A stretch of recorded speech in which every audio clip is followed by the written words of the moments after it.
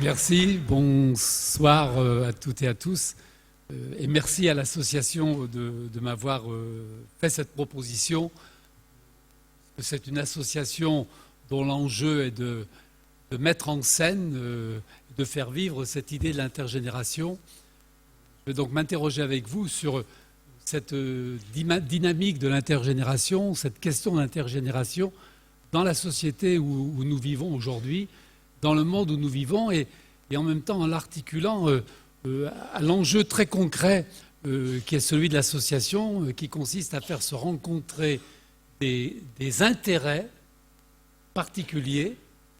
Et la rencontre de ces intérêts particuliers, j'aime l'hypothèse qu'elle produit de l'intérêt général et du bien commun. C'est un peu, je dirais, le fil rouge de ce que je vous propose de réfléchir avec vous pendant une quarantaine de minutes.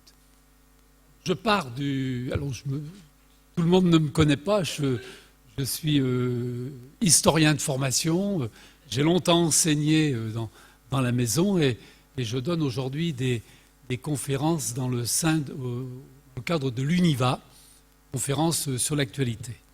Donc, je m'inscris dans un contexte qui est le nôtre aujourd'hui, à savoir qu'il faut bien intégrer le fait que nous avons vécu, je regarde les têtes qui sont là devant moi, et j'en fais partie, nous avons vécu 70 années d'un bouleversement assez phénoménal, qui se décline en deux grandes étapes, vous connaissez tous très bien.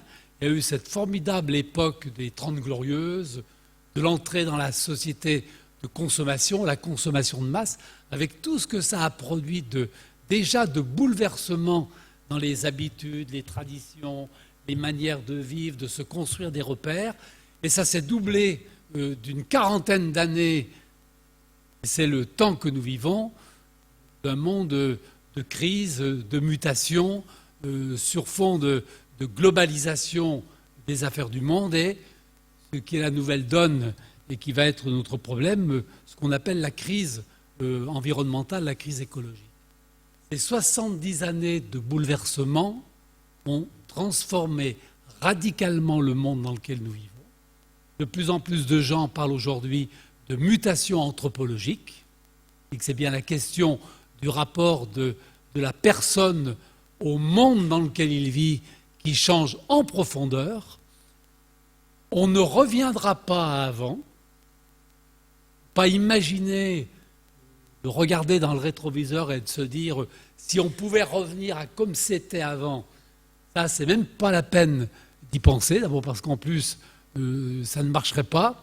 Nous sommes donc sommés, sollicités, sommés, d'inventer, d'imaginer de nouvelles réponses. Et j'aime l'hypothèse que ce qu'on appelle l'intergénération est une des réponses auxquelles la société dans laquelle nous vivons a aujourd'hui besoin et aura de plus en plus besoin. Pourquoi ? Parce que cette mutation anthropologique que j'ai brièvement rappelée à votre bon souvenir, elle a produit un monde qui est difficile à vivre et qui ne fonctionne plus comme il avait toujours fonctionné. Je retiens 4 aspects de ce profond bouleversement. Le premier, c'est une tarte à la crème de la sociologie, mais n'empêche que c'est bien le décor dans lequel nous vivons aujourd'hui, c'est ce qu'on appelle la crise du lien social. Donc, quand on dit crise du lien social, en fait, c'est la très grande difficulté que nous avons désormais de pouvoir faire société, de faire société ensemble, parce que des 30 Glorieuses et du bouleversement qui a suivi a émergé ce que Marcel Gauchet a appelé le processus d'individualisation, dans lequel nous sommes aujourd'hui embarqués, et qui fabrique à petite dose, dans tous les champs, dans tous les domaines, ce qu'on appelle de l'entre-soi. Chacun dans son petit monde de gens qui pensent comme moi, et en plus les réseaux sociaux et la technologie et l'intelligence artificielle, j'allais dire, ne nous proposent que de l'entre-soi. ne nous propose jamais de prendre le risque d'aller voir ailleurs ce qui se dit, ce qui se pense ou ce qui se fait. Et cela, c'est dans tous les domaines. Je serai de nouveau jeudi après-midi dans cette même salle où je vais analyser la crise du catholicisme, qui est un phénomène majeur. Ce que j'observe à la lecture des travaux que j'ai faits depuis quelques semaines, c'est que même l'Église catholique, qui est le monde de l'universalité, est en train aujourd'hui de se restructurer, reformuler autour de pratiques de l'entre-soi, avec chacun son catholicisme, et surtout, on ne va pas à la rencontre de ceux qui n'ont pas la même sensibilité ou la même approche que moi. Alors, j'ai pris cet exemple parce qu'on est dans l'université catholique, mais j'aurais pu prendre quantité d'exemples qui montrent que cette crise du lien social, elle a fabriqué et elle fabriquera de plus en plus de l'entre-soi. Jérôme Fourquet de l'IFOP, lui, a sorti un ouvrage qu'il a appelé L'archipel français, où il dit que la France est en train de s'archipéliser, c'est-à-dire des petits ensembles séparés les uns des autres. La deuxième conséquence de ce grand bouleversement, c'est qu'on a vu se désintégrer sous nos yeux la société, disait Louis Dumont, la société holiste, la société du primat de la communauté. Faire communauté a été très longtemps une exigence, un repère. On était même intimement convaincu que pour bien vivre, il fallait faire communauté. Alors qu'aujourd'hui, il y a de plus en plus de gens qui sont convaincus que pour vivre bien, il faut être séparé, faire sa vie de l'entre-soi, etc. Et cette société holiste, c'était une société qui avait produit des manières, des systèmes qui produisaient la communauté. On était inscrit dans des systèmes d'affiliation, d'association, de participation, qui faisaient que voilà, on était inscrit dans une communauté. De manière très diverse, mais en sachant que ces communautés faisaient lien et fabriquaient du lien social d'une certaine manière. Quand vous avez 35 à 40% de gens qui tous les dimanches vont à la messe, qu'à côté ou pas très loin, vous avez 25 à 30% de gens qui sont inscrits, j'allais dire, dans la mouvance élargie du Parti communiste français, Jérôme Fourquet appelle l'Église rouge, vous ne vous posez pas la question du vivre ensemble et de faire société. Vous faites et vous vivez dans la société et vous faites communauté. Eh bien, nous l'avons perdu. Nous l'avons perdu et l'ayant perdu, alors, ce qu'il y avait de fâcheux, mais en même temps d'intéressant, ce modèle holiste de société, c'est qu'il était construit sur un schéma de verticalité. On s'inscrivait dans des systèmes avec des pyramides, des hiérarchies. Tout ça vole en éclats aujourd'hui sous nos yeux et produit à la place de l'horizontalité. L'horizontalité se complète avec l'entre-soi pour désintégrer la manière de faire société il y a encore une dizaine ou une quinzaine d'années. La troisième conséquence, mais qui est très liée d'ailleurs aux deux premières que je viens d'évoquer, c'est les transformations qui affectent depuis fort longtemps maintenant, mais de plus en plus fortement, la famille. La famille change. D'ailleurs, quand je dis même la famille, regarde-moi, mais monsieur, il y a des familles. On n'aurait jamais imaginé, il y a 30 ans, qu'évoquant la famille, on puisse penser qu'il y avait de multiples manières de faire famille dans une société contemporaine. Donc il y a cette dimension de la crise de la famille. Il y a aussi la crise de la famille liée aux transformations de la démographie, transformation de la démographie à plusieurs niveaux, et qui, pour schématiser, a eu pour effet de transformer la composition de la société. Quand on donnait à voir quand les démographes nous donnent à voir la société à travers la population, c'est que ça fonctionne comme une pyramide. Plus vous êtes vieux, moins vous êtes nombreux, parce que ceux qui sont au sommet de la pyramide, c'est ceux qui sont nés il y a le plus longtemps. Au bas de la pyramide, c'est ceux qui naissent, et au sommet, c'est ceux qui restent. Et donc on avait une pyramide. Et comme il naissait beaucoup d'enfants, mais qu'en même temps on ne vivait pas très longtemps, on avait ce modèle pyramidal, qui a été le modèle d'organisation de nos sociétés. Et il est en train de changer pour quasiment faire place à un modèle qui est presque rectangulaire.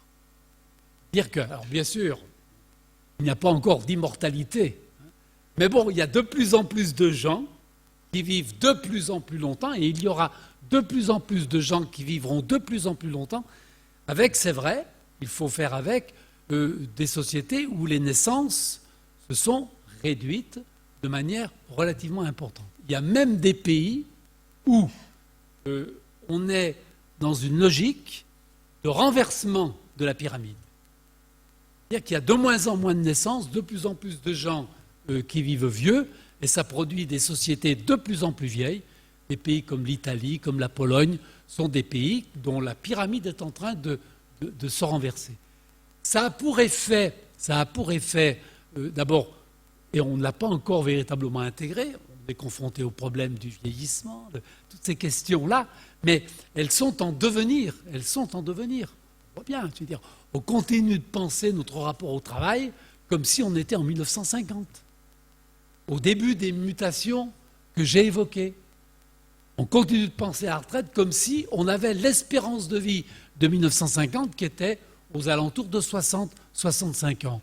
Donc il était normal d'avoir au moins 2 ou 3 années de retraite avant de mourir, moyenne. Et le monde a tellement changé qu'il va falloir s'interroger, et c'est se réinterroger sur le rapport à la vie, le rapport à la mort, le rapport de l'individu au monde dans lequel il vit, avec une logique des âges qui est de moins en moins celle à laquelle on avait été habitué. Il y a le temps de la jeunesse avant d'entrer dans la vie active. Après, il y avait la vie active, et puis après, on terminait. C'est-à-dire, c'est en train de se brouiller, les repères et les cadres sont en train de se brouiller, et ça a eu pour effet, et de manière très intéressante, et qui complique aussi le vivre ensemble, c'est qu'il n'y a jamais eu autant de générations présentes en même temps, au même moment. Dans de plus en plus de familles, on a 3, 4, et on commence déjà à rencontrer des familles où il y a 5 générations vivantes, au même moment.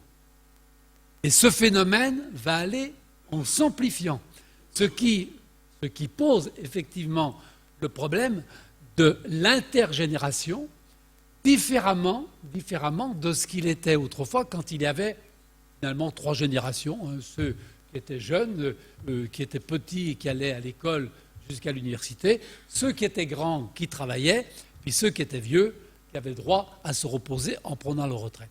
Le brouillage anthropologique, il est là, et ce qu'il y a d'intéressant dans la proposition que fait SDS Service Intergénération, c'est que justement, elle a déjà entériné ce brassage nécessaire des générations, parce que on a maintenant ces 4 générations, et là où autrefois la génération active était la plus nombreuse massivement, elle pouvait entrevoir la manière de gérer ceux qui étaient encore petits, pour les éduquer, les former en attendant qu'ils arrivent dans le monde du travail, et puis les 8 à 10% de personnes qui étaient à la retraite et qui étaient âgées.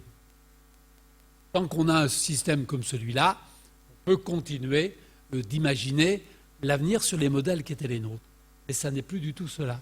Ça n'est plus du tout cela parce que la génération des plus de 65 ans va être de plus en plus nombreuse, quasiment plus nombreuse, ce n'est pas encore le cas en France, mais c'est déjà le cas dans de nombreux pays européens, plus nombreuse que les moins de 18 ou moins de 20 ans. Donc ça nécessite de repenser la problématique de l'intergénération. Et puis, il y a une quatrième conséquence des bouleversements que nous avons vécus et qui rejoint la question de l'intergénération, c'est que ce brassage phénoménal, Trente Glorieuses et mutation, crise-mutation des 40 années qui viennent de s'écouler, a eu pour effet de faire dysfonctionner de plus en plus la transmission. Les anthropologues et les sociologues qui nous parlent savamment aujourd'hui de ce qu'on appelle la crise de la transmission.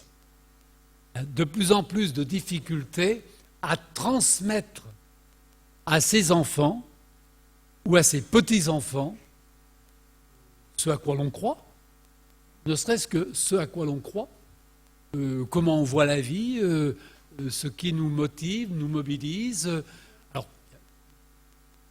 il n'y a pas rupture de transmission totale, mais il y a bel et bien une crise de la transmission au sens où il y a une grande difficulté à transmettre d'une génération à l'autre parce que l'horizontalité qui tend à remplacer la verticalité de l'organisation de nos sociétés fait que vos enfants, vos petits-enfants, moi je le vois avec mes petits-enfants qui sont au collège aujourd'hui, ils sont en phase avec leur père, horizontalement, avec leurs copines et leurs copains d'école ou de collège.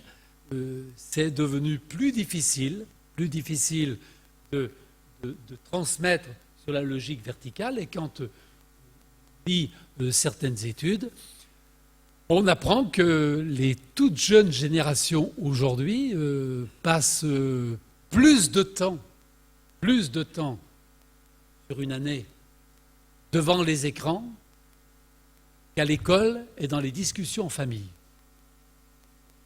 Plus de temps sur les écrans que dans les discussions en famille, repas familial, vacances, etc., et le temps passé à l'école. On n'a pas encore tiré toute la leçon de l'impact de cette observation. Voilà, c'est pour ça, ces bouleversements qui ont produit ces changements extrêmement importants, et ces changements importants font que on ne peut plus faire fonctionner nos modèles sociaux sur les registres qui avaient été les nôtres jusqu'à présent. Et je redis ce que je disais en début d'intervention, je pense qu'il ne faut pas penser que c'est en revenant à avant et en reprenant ce qui s'était toujours fait qu'on sera en capacité de produire les réponses dont nous avons besoin. Parce qu'une fois qu'on a dressé ce constat, de quoi est-ce que nous avons besoin pour notre société aujourd'hui? De quoi est-ce que nous avons besoin? Beaucoup de choses, hein, mais moi je m'arrête, je reste en lien avec la raison pour laquelle je suis là ce soir avec vous. Je dirais que ce dont on a besoin, alors, petite parenthèse, tout ce que je viens de dire permet de prendre la mesure des chamboulements et des bouleversements absolument phénoménaux dans lesquels nous sommes embarqués. Mais tout n'est pas perdu. Quand je dis tout n'est pas perdu, le paradoxe, c'est que la société continue sa vie, continue de fonctionner. Quand les économistes parlent de l'intergénération, en tant qu'économistes, ils s'intéressent à l'économie, au business, au flux financier. Et sur ce registre-là, les économistes ont tout à fait bien mis en évidence le fait que ce qui était inimaginable il y a une quarantaine d'années, mais dans le contexte de bouleversement de nos sociétés. Rappelons-nous, on allait à l'école, on allait à l'université, on obtenait un diplôme, on entrait dans une profession, et la carrière se déroulait pendant 40 ans dans la même société, la même entreprise, la même administration, etc. Ça a volé en éclats. Avec les précarisations, les fragilisations, les déstabilisations que cela a produit et opéré. La réponse de la famille, ça a été instantanément de fabriquer des solidarités, et notamment des solidarités financières. Un des enjeux de la crise du lien social, que je ne développerai pas ce soir, mais qui me paraît important, mais un des enjeux de la problématique de la solidarité dans la société tient au rôle que joue aujourd'hui et que jouera demain la famille. Même si la famille change, évolue, se transforme, il n'empêche qu'elle fonctionne comme lieu premier, principal et premier de l'organisation de la solidarité et des exigences de solidarité qu'il peut y avoir dans un contexte familial, dans un contexte social ou un contexte économique.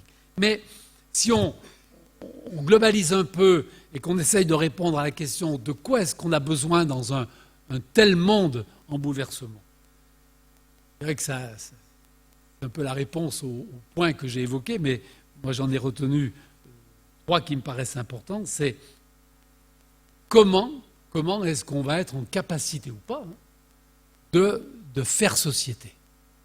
C'est le grand défi auquel nous sommes confrontés.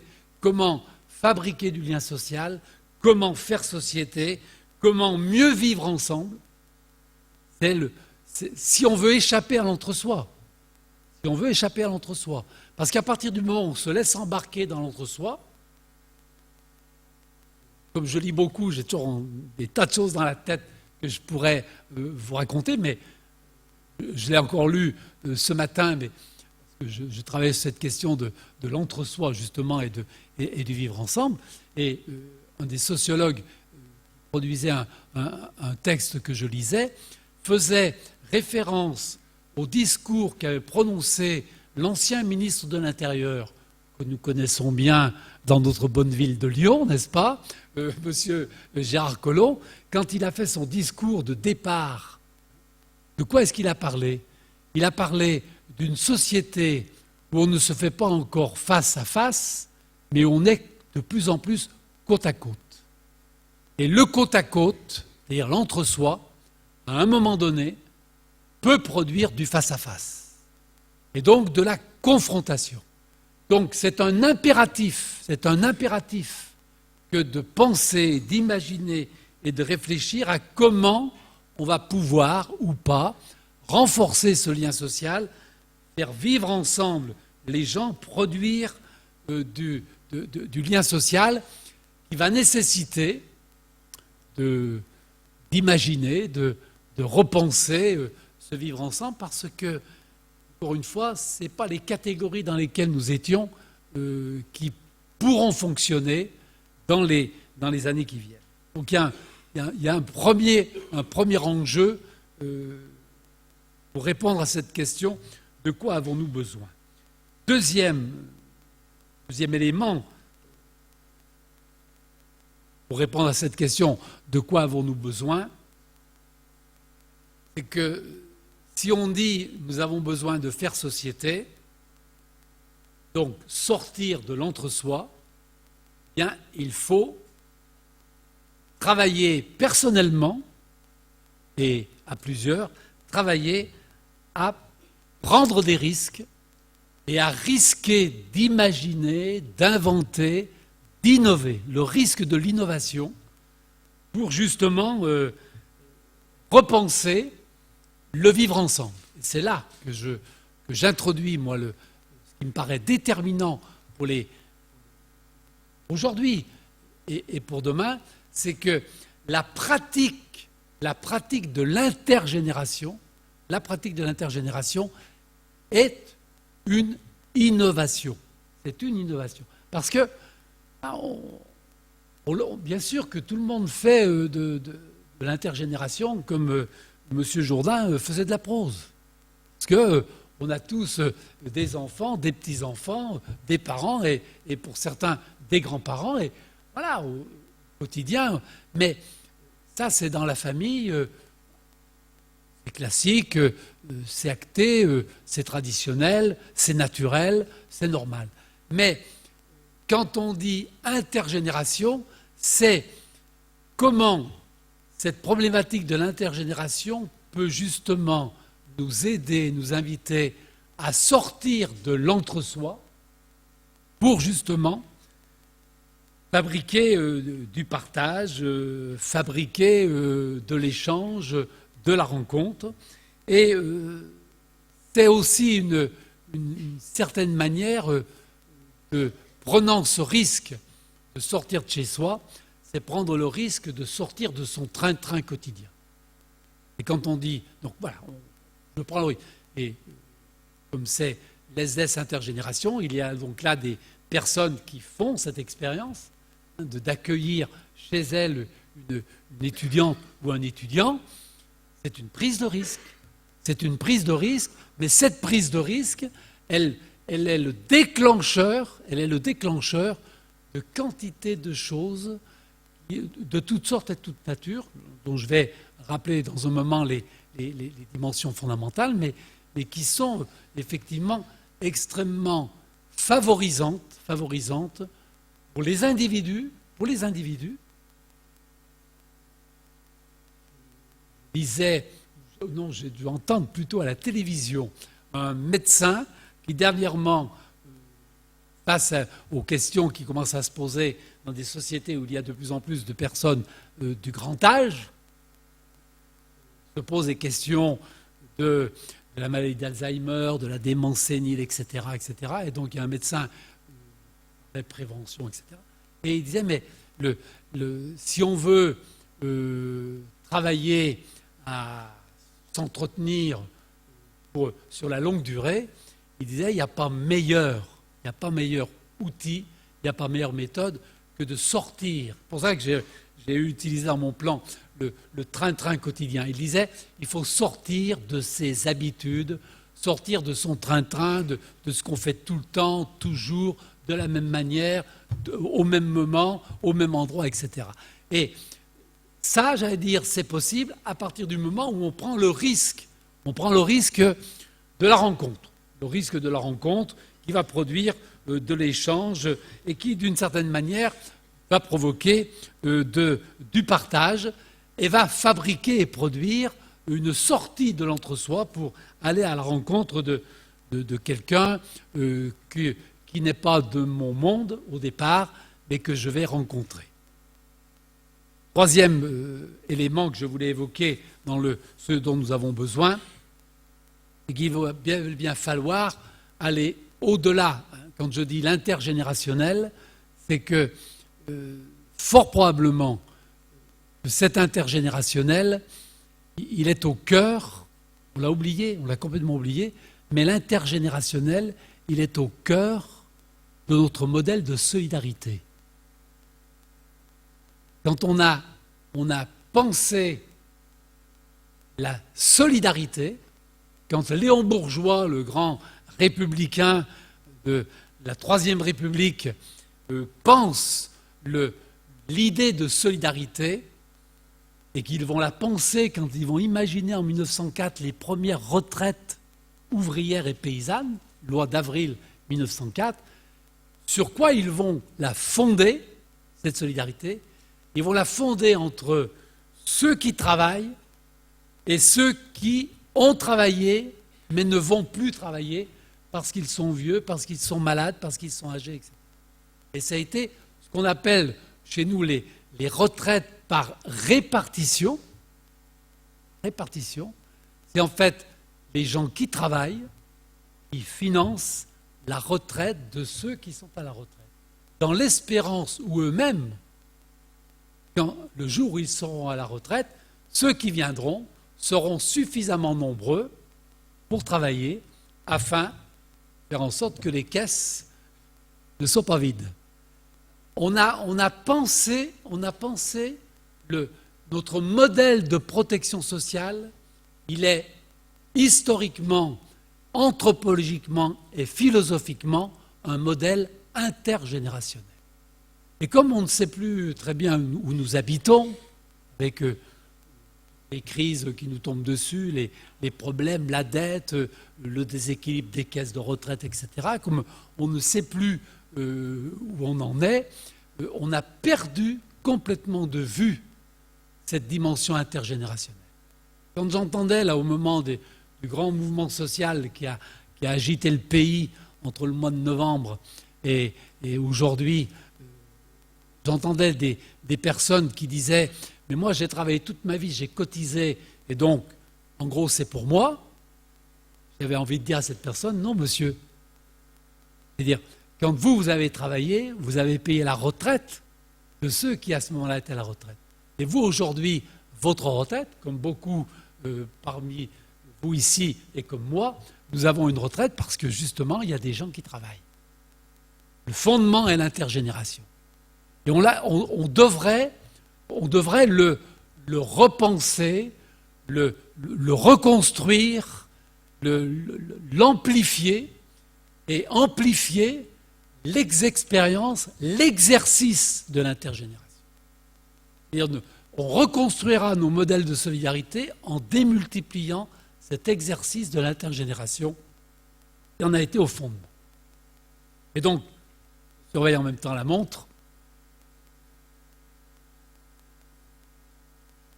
Une fois qu'on a dit tout cela, comment on réintroduit dans ce que je viens de dire et expliquer le projet de SDS Interservices.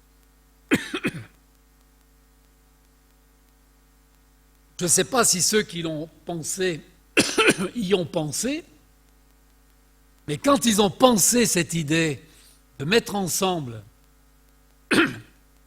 des intérêts particuliers, il fallait s'adresser aux personnes en disant « On va vous proposer de faire se rencontrer des intérêts particuliers. » Une étudiante ou un étudiant a de la difficulté à trouver un logement, l'offre de logement sur le marché, c'est-à-dire fait que c'est pour certains et pour beaucoup aujourd'hui de plus en plus financièrement inaccessible. Donc l'intérêt de la personne va être de trouver une solution qui lui permettra de trouver un logement moins cher, à la limite que le marché, ou en tout cas lié, j'allais dire, à certaines réalités qui font que ce sera différent de la piole d'étudiants qu'on loue ou de l'appartement qu'on va louer en colocation avec des collègues de la fac. Et donc, on voit bien que l'intérêt de cette étudiante ou cet étudiant va rencontrer l'intérêt de la personne qui, elle, pour X raisons liées à ce qu'elle est, son histoire, sa situation, sa réalité, pense intéressant de pouvoir mettre à disposition, je veux dire, un logement ou une pièce, deux pièces à l'intérieur de son appartement qui est trop grand pour elle aujourd'hui. Les enfants sont partis, ils sont loin. Bon, il y a des tas de choses. Et ce qui est intéressant, c'est que c'est la rencontre d'intérêts particuliers qui fabrique et produit de l'intérêt général parce qu'il nourrit l'intergénération. Quand on dit l'intérêt, alors, ce n'est pas une vision strictement libérale que je développe, à savoir que c'est la recherche de l'intérêt personnel qui fabrique, j'allais dire, l'intérêt de tous. C'est plus compliqué que ça.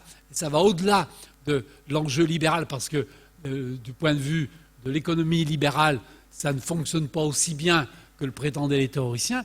Mais quand on est dans une réalité de service comme les SDS, services intergénération, on voit bien que l'intérêt de chacune des parties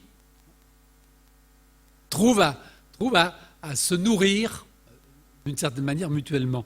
Et je reprenais dans les dictionnaires la définition de l'intérêt, et quand vous regardez le mot intérêt, souci de ce qui est avantageux pour soi. Donc, je cherche quand même ce qui est avantageux pour moi.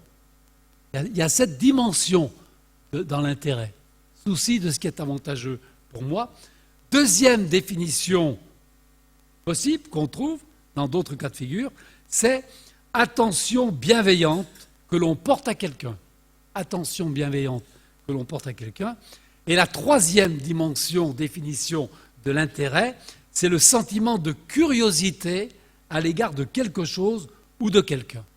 Et donc, d'une certaine manière, SDS, service intergénération, nourrit cette triple définition de l'intérêt.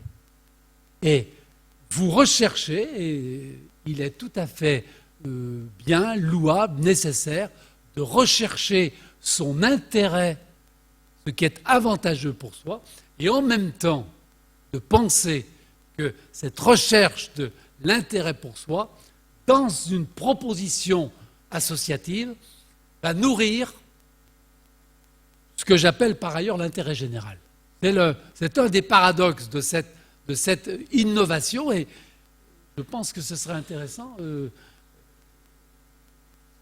faire travailler des étudiants de l'ESDES, d'ailleurs, sur ce schéma innovant qu'a proposé SDS Intergénération, qui, par son innovation, a été en capacité d'articuler intérêt personnel et intérêt général. Et plus elle répond à l'intérêt bien compris de chacune et de chacun des acteurs, plus elle concourt à l'intérêt général, dont un des aspects importants de l'intérêt général d'aujourd'hui et de demain est justement l'intergénération.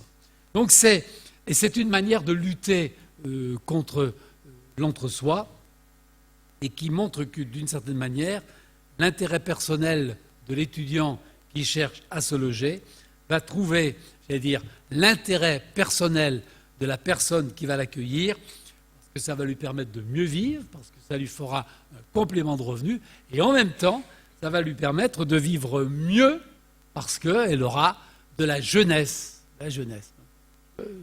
Je parle en connaissance de cause. Quand vous êtes universitaire et que vous êtes au contact en permanence des jeunes générations, ça fait un bien fou. Ça fait un bien fou. C'est dommage qu'à la Cato, à 65 ans, circuler. Ah bon, je comprends pourquoi. Mais en même temps, le contact de la jeunesse est un atout formidable, majeur, pour bien vivre. Et donc se donner l'occasion d'être au contact de la jeunesse de manière régulière, soutenue, organisée, c'est un atout extrêmement important. Et autre innovation qu'a produit SDS Service Intergénération, je me mélange, c'est que ça produit, comme disent les jeunes générations très anglicisées, ça produit du win-win, du gagnant-gagnant. Et ça aussi, c'est assez étonnant que finalement, chacun, d'une certaine manière, s'y retrouve en s'inscrivant dans cette logique-là.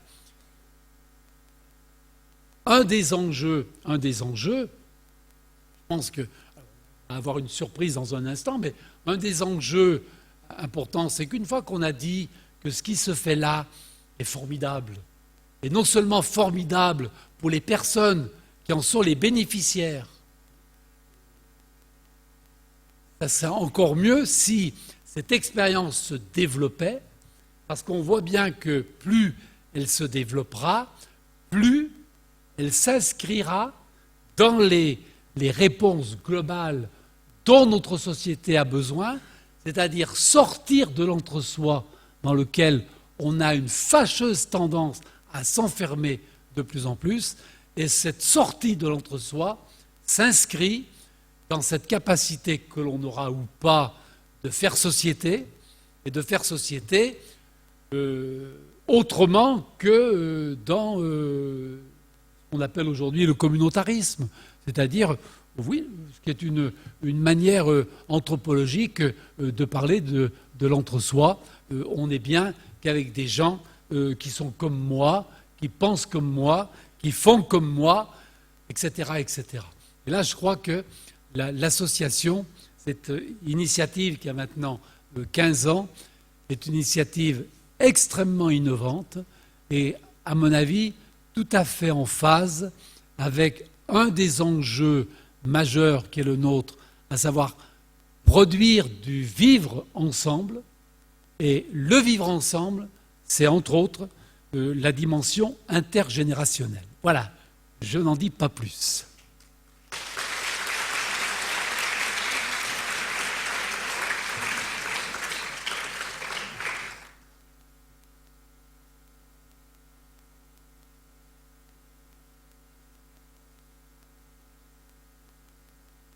Marche pas? Si, voilà.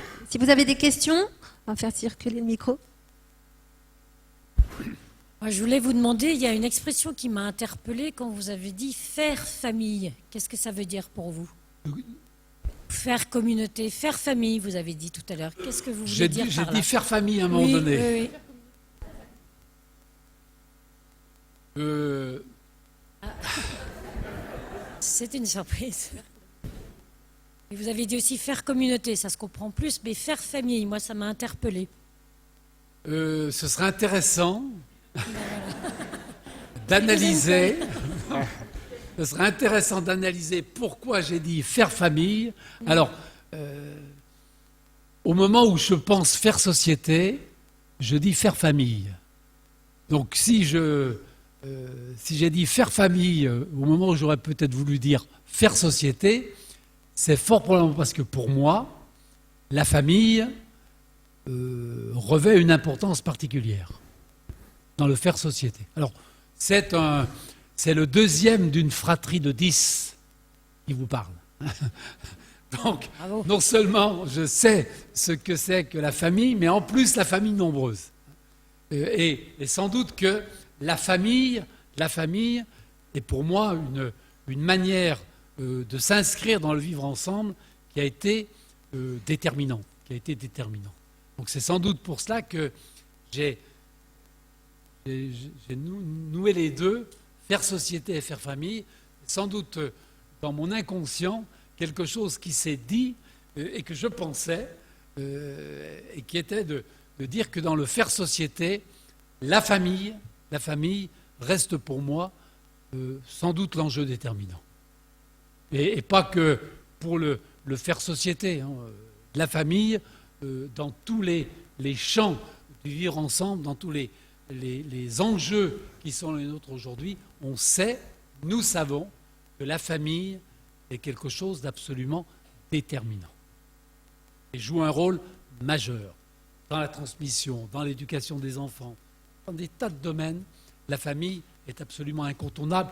On a des études dans tous les domaines. Moi, j'ai beaucoup travaillé dans le champ de la protection de l'enfance et dans les questions liées à la lutte contre la délinquance. Là, on a eu des tas d'études qui montraient que 2 enfants, en situation d'actes délictueux, identiques, celui qui avait une famille arrivait à s'en sortir et se reconstruire, celui qui avait une famille tenait debout, capable de le prendre en charge, de l'accueillir, celui qui n'avait pas support est en grande difficulté. Donc voilà, je prends cet exemple, j'aurais pu en prendre d'autres.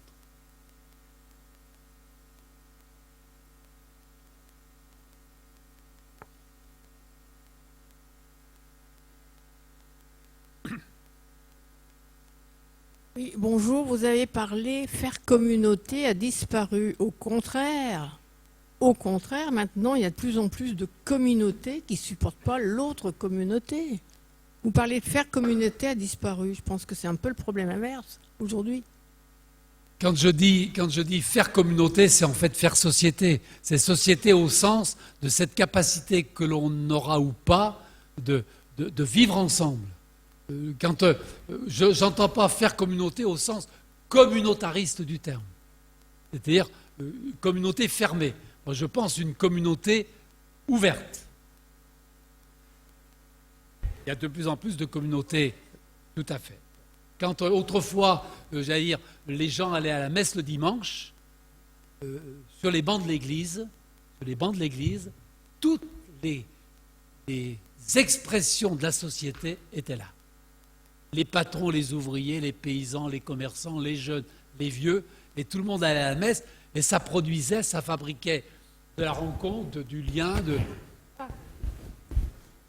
Je prends cet exemple, mais je pourrais prendre quantité d'autres exemples, parce que justement, l'entre-soi a triomphé, et la tendance est au repli dans cet entre-soi, parce que le monde est tellement compliqué, tellement dur à vivre, autant finalement ne pas chercher la confrontation. Donc on est en panne. Et quand je dis faire communauté, c'est parce que je pense la communauté sens réunion de tous ses membres.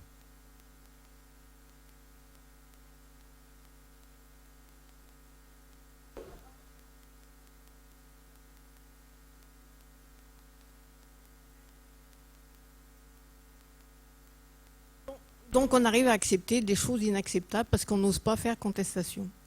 Précisez votre pensée. On n'ose pas dire les choses. Donc on ne fait pas contestation, on ne dit rien, on laisse passer des choses inacceptables. Vous avez des exemples? Dans tout, dans l'incivilité, on n'ose pas dire à quelqu'un qu'il est incivique. Voilà, contestation, il ne faut pas contester, il faut le dire gentiment. Le problème, c'est qu'on ne sait pas bien le dire de façon amicale. Et, voilà. Mais contestation, il y en a besoin, des fois. Et ça, ce problème de l'incivilité, comme le problème du respect, dans nos sociétés, ce sont les exemples typiques qui expriment cette désintégration soft du lien social et du vivre ensemble. C'est comme ça que ça se passe. C'est à petit feu, mais ça se passe. Je partage complètement ce que vous nous avez dit en termes d'objectifs. Je suis quand même très très inquiet quand je regarde les valeurs véhiculées à l'heure actuelle par, je dirais, notre société, puisque c'est bien celle-là. D'une part, le toujours besoin d'avoir plus, et en particulier plus d'argent, et le côté développement de l'individu à travers, vous l'avez mentionné, les écrans, qui en fait font un repli complet sur soi et une fuite vis-à-vis de l'extérieur. Comment peut-on entrevoir, sinon une crise énergétique qui ferait qu'il n'y aurait plus de portable, comment peut-on envisager d'aller à contresens de ces tendances très lourdes que l'on sent dans notre société? Si j'avais la réponse, je serais président de la République. Parce qu'en fait, on pose le diagnostic, on le pose tous, comme vous venez de le faire, et on partage tous ce diagnostic. Et en même temps, on ne sait pas par où prendre les problèmes. Alors, je suis d'une tradition personnaliste, Emmanuel Mounier. Si on veut changer, il y a toujours deux conditions qui s'imposent à nous. Et ce n'est pas ou l'une ou l'autre, c'est les deux en même temps. Si vous manquez l'une, vous manquez tout. Un, il faut changer soi-même. Et en même temps, il faut changer la société dans ses modes d'organisation.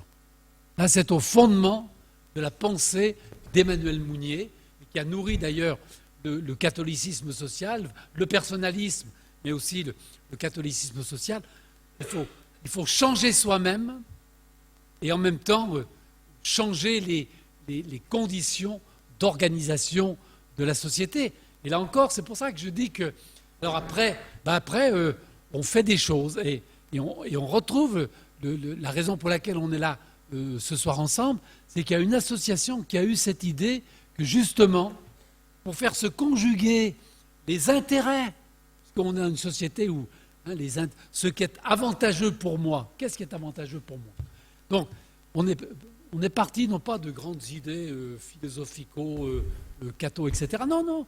Les gens ont des préoccupations personnelles, ils ont des intérêts personnels. En quoi cette recherche de l'intérêt personnel va rencontrer une réponse sociétale. C'est la chose absolument étonnante qui se produit avec ce type de rencontre. Ça veut dire quoi? Ça veut dire que les réponses dont nos sociétés ont besoin, c'est justement là qu'elles se situent. C'est comment, dans une société où l'intérêt, une société où le processus d'individualisation est allé très très loin, si vous ne vous adressez pas aux gens à l'aune de leur intérêt personnel, vous avez beaucoup de difficultés à entrer en communication. Et donc, les réponses qu'on doit trouver dans tous les domaines, elles sont à l'articulation de comment on va reconstruire l'association de l'intérêt particulier, de l'intérêt personnel et de l'intérêt général. Avec en même temps la nécessité, et là c'est l'éducation, qu'à certains moments, être capable d'effacer l'intérêt particulier au profit de l'intérêt général. Ça, il faudra du temps pour le reconstruire, mais ce sont des incontournables.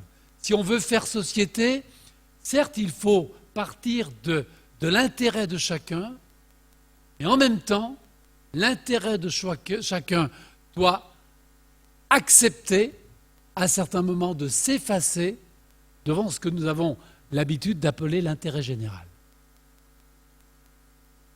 Il y a beaucoup de mal de fait sur ce registre-là, et donc je ne sais pas comment cela se passera, mais ça veut dire aussi que chacune et chacun, dans son quotidien, doit s'emparer des actions à poser, à produire, pour justement sortir des impasses dans lesquelles on est. Mais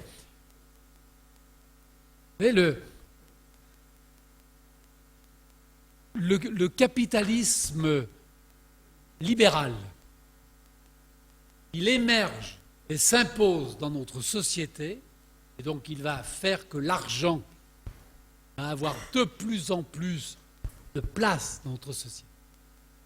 Et ça se passe au moment, finalement, vous avez un philosophe qui écrit que Dieu est mort, Nietzsche. Ça se passe au même moment. C'est-à-dire qu'il s'est opéré une substitution. Là, il faudrait l'analyser du point de vue anthropologique, mais il s'est opéré une substitution.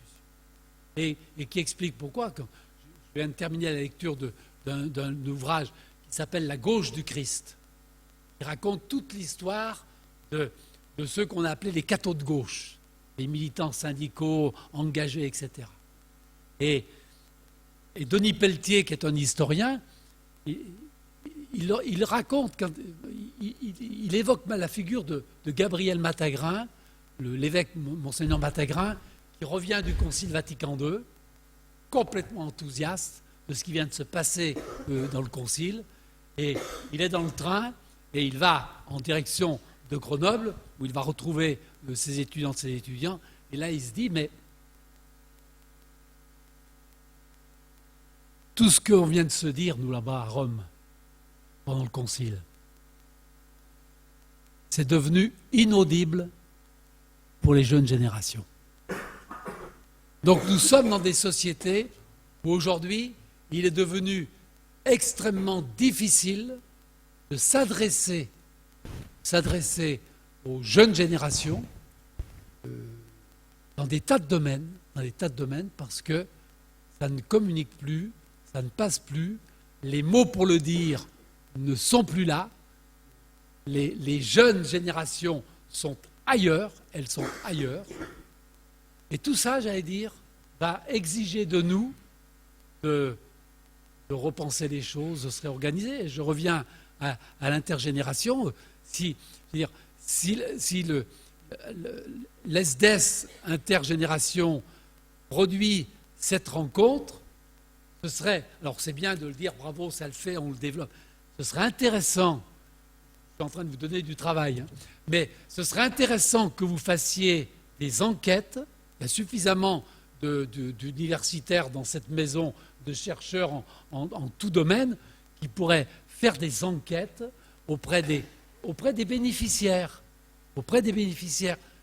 Enquête sociologique de terrain, pas des grands discours, je veux dire, idéologiques a priori, non. Très concrètement, comment ça se passe? Et le comment ça se passe, qu'est-ce que ça produit comme changement, comme déplacement, comme transformation du regard des personnes sur le monde dans lequel ils vivent après avoir vécu cette expérience 1 année, 2 années ou plus. Je crois qu'on a...